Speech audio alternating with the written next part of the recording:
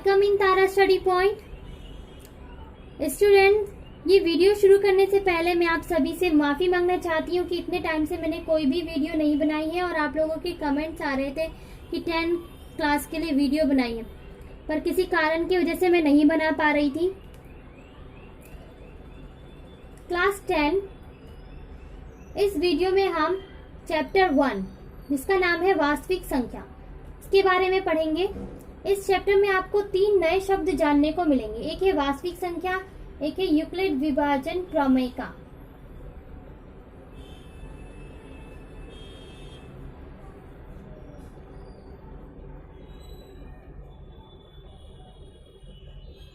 शायद आपने इनके बारे में कभी नहीं सुना होगा और आप इनके बारे में इसी क्लास में जानेंगे।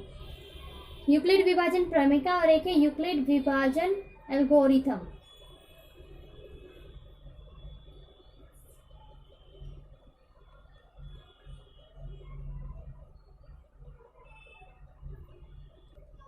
तो स्टूडेंट्स, इस वीडियो में हम मुख्य रूप से इन 3 चीज़ों के बारे में जानेंगे, इनके फॉर्मूलाज जानेंगे और ये किस तरह के सवालों में काम आते हैं, इनका किस तरह से यूज होता है सवालों में, ये जानेंगे।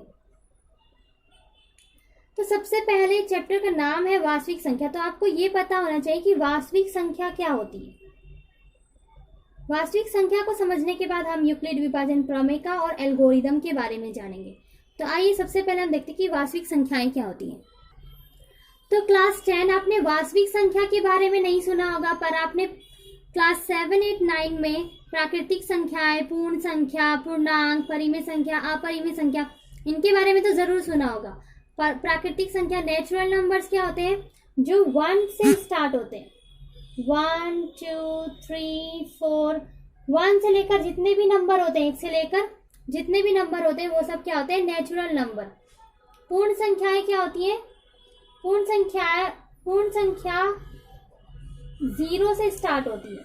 0 से लेकर जितने भी नंबर होते हैं वो क्या होते हैं, पूर्ण संख्या, यानी कि होल नंबर्स।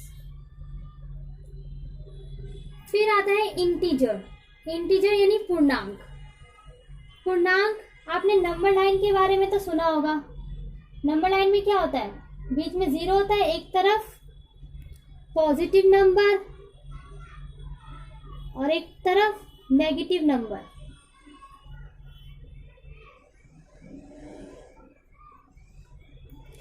तो इंटीजर्स में 0 भी शामिल होता है और धनात्मक संख्याएं और ऋणात्मक संख्याएं, ये सभी संख्याएं मिलाकर क्या बनता है, इंटीजर यानी कि पूर्णांक।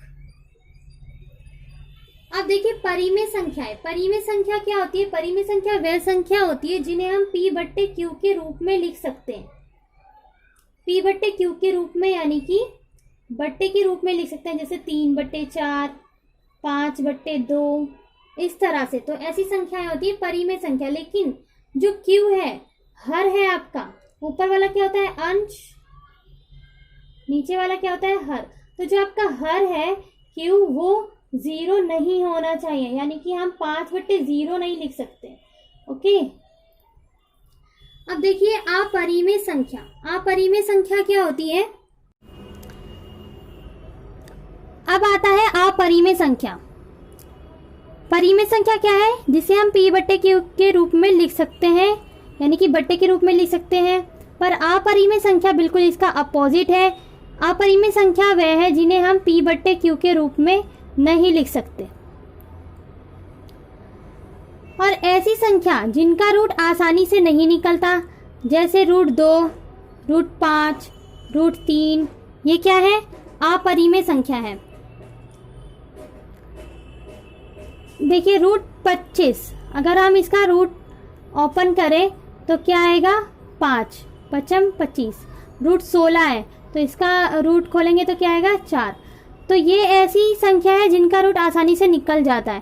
पर करनी 2, करनी 5, करनी 3, ये ऐसी संख्या है जिनका रूट आसानी से नहीं निकलता, इसके लिए एक अलग विधि का यूज करना पड़ता है।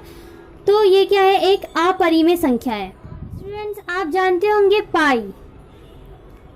पाई क्या है, पाई एक अपरिमेय संख्या है। पाई अपरिमेय संख्या क्यों है, क्योंकि इसका जो मान होता है 22/7, वो इसका लगभग मान है, एग्जैक्ट मान नहीं है। तो पाई क्या है? एक अपरिमेय संख्या है। अगर आप परिमेय और अपरिमेय संख्या के बारे में डिटेल से समझना चाहते हैं तो इस पर मैंने एक वीडियो बनाई है। वीडियो की लिंक आपको डिस्क्रिप्शन में मिल जाएगी। और अगर आप चाहते हैं कि मैं इस पर एक सेपरेट वीडियो बनाऊं तो आप मुझे कमेंट करके बता सकते हैं। स्टूडेंट्स, अब आप जानेंगे वास्तविक संख्या के बारे में। आपके चैप्टर का क्या नाम है? वास्तविक संख्याएं। तो वास्तविक संख्याएं क्या होती हैं? परिमेय तथा अपरिमेय संख्याओं के समूह को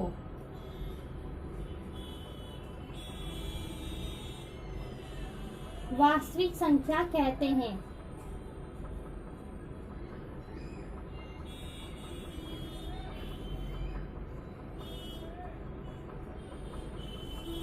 यानी वास्तविक संख्या के अंदर परिमेय संख्याएं भी आती हैं और अपरिमेय संख्याएं भी आती हैं। स्टूडेंट्स, इस चैप्टर में आपने वास्तविक संख्या के बारे में जान लिया है। अब जो दूसरी नई चीज आपको इस चैप्टर में जानने को मिलेगी वो है यूक्लिड विभाजन प्रमेय का यूक्लिड डिवीजन लेमा। इसे आप एक पहेली के जरिए बहुत ही आसानी से समझ सकते हैं। देखिए, एक विक्रेता था जो अंडे बेच रहा था।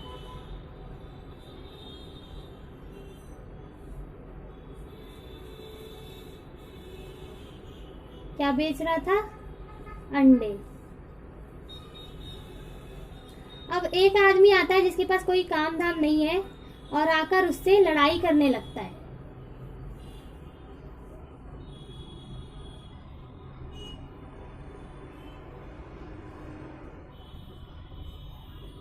और इस लड़ाई में क्या होता है? वो आदमी उसकी अंडे की टोकरी को छीनकर क्या करता है? नीचे गिर देता है। तो उसके जो सारे अंडे हैं वो टूट जाते हैं। तो अब जो विक्रेता है वो पंचायत के पास जाता है और पंचायत से बोलता है कि इस आदमी से बोले कि उसके अंडे के पैसे दे, जो टूटे अंडे हैं उसके पैसे दे।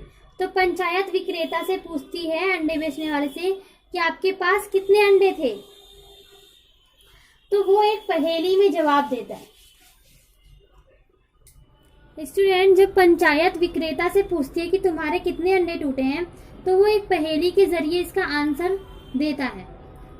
वो बोलता है कि 2-2 गिनने पर 1 बचेगा, 3-3 गिनने पर 2 बचेंगे, और अगर 4-4 गिनेंगे तो 3 बचेंगे, और 5-5 गिनने पर 4 बचेंगे, 6-6 गिनते हैं तो 5 बचेंगे, और 7-7 गिनने पर कुछ नहीं बचेगा।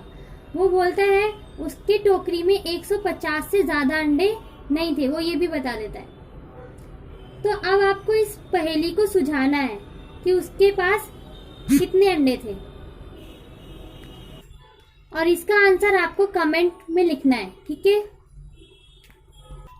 तो देखते हैं कि कितने लोग इस पहेली का जो है सही आंसर देते हैं कि उसके पास, विक्रेता के पास कितने अंडे थे। स्टूडेंट्स, घबराइए मत, इस पहेली को मैं अभी सुलझाऊंगी, पर इसका आंसर तो आप लोगों को ही देना है। और देखते हैं कमेंट में कौन इसका सही आंसर देता है।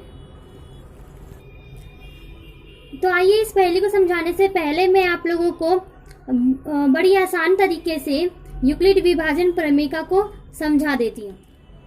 तो देखिए, यूक्लिड विभाजन प्रमेय को हम बड़ी आसानी से इस प्रकार समझ सकते हैं। मान लीजिए 23 और 7 2 धनात्मक पूर्णांक है, ठीक है? अब अगर हम छोटी संख्या को भाग देते हैं बड़ी संख्या से, बड़ी संख्या क्या है? 23, छोटी संख्या क्या है? 7, भाग देते हैं तो 7 तिया 21, कितना बचा? 2।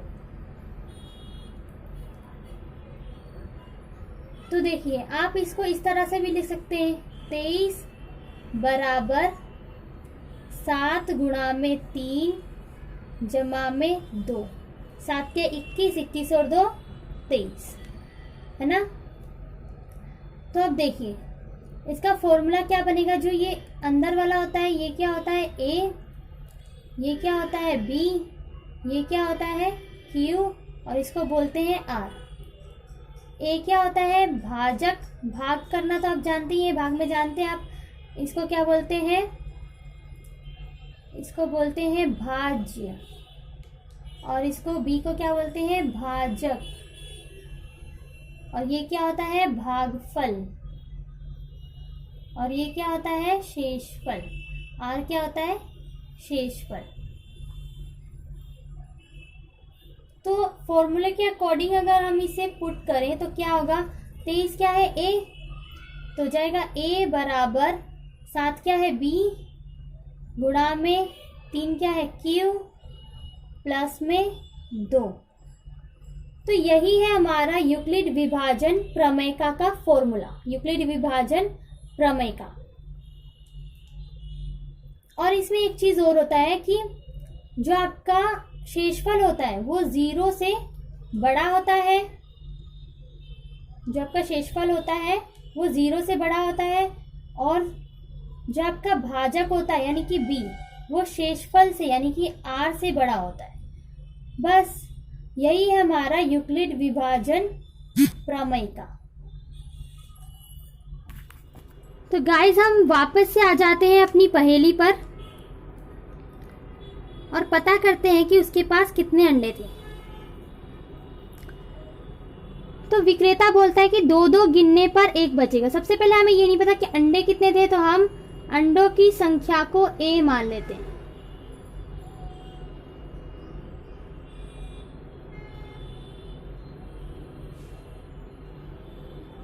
माना A बराबर अंडों की संख्या, और जो B है हमारा वो क्या हो जाएगा 2 3 4 5 6 7, ये सारे हमारे हो जाएंगे B। 2 3 4 5 6 7 ओके।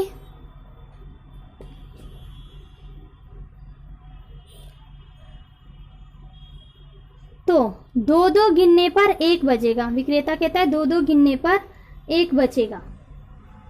तो A बराबर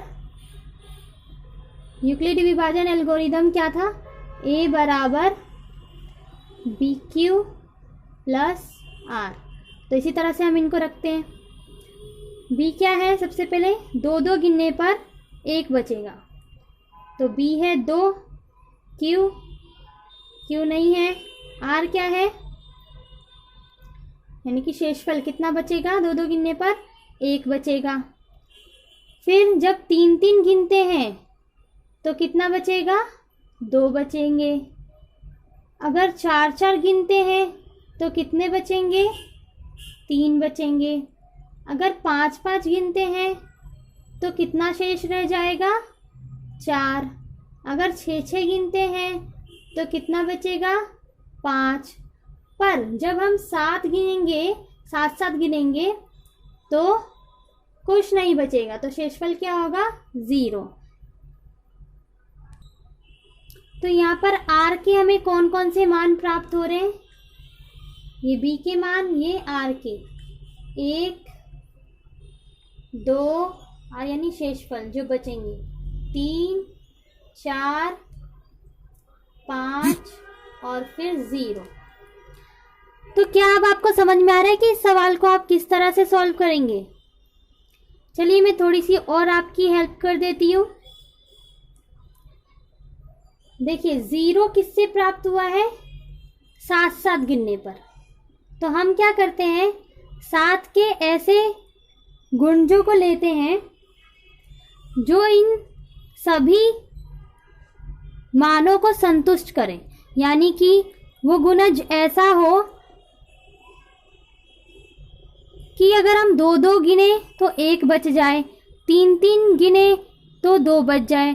तो हम 7 के ऐसे गुणजों को लिखते हैं और उसमें से उस संख्या को ढूंढते हैं कि ऐसी कौन सी संख्या है जो इन सभी मानों को संतुष्ट करेगी।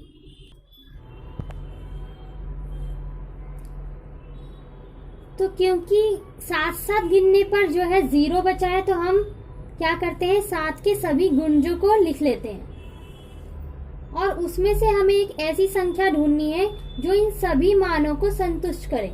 यानी कि जब हम 2 गिने तो उसमें से 1 बच जाए, 3 गिने तो उसमें से 2 बच जाए, 4 गिने तो 3 बच जाए, ठीक है, और 7 गिने तो कुछ भी नहीं बचेगा। तो 7 के सभी गुणज क्या होंगे, 7 एकम 7, इसी प्रकार 7 दूनी 14, 7 के 21 और 7 धम 70। उसने बताया कि 150 से ज्यादा अंडे नहीं आ सकते उसकी टोकरी में, 150 से ज्यादा अंडे नहीं थे उसके पास। 7 धाम 70, 7 का पहाड़ा 11 बार पढ़ेंगे 77, 7 का पहाड़ा 12 बार पढ़ेंगे 12 सत्ते 84, 7 का पहाड़ा 13 बार पढ़ेंगे 13 सत्ते 91, 14 सत्ते 98, 15 सत्ते 105, 16 सत्ते 112 और 17 सत्ते 119। इसी प्रकार 7 का पहाड़ा 18 पर पढ़ेंगे तो क्या आएगा 128।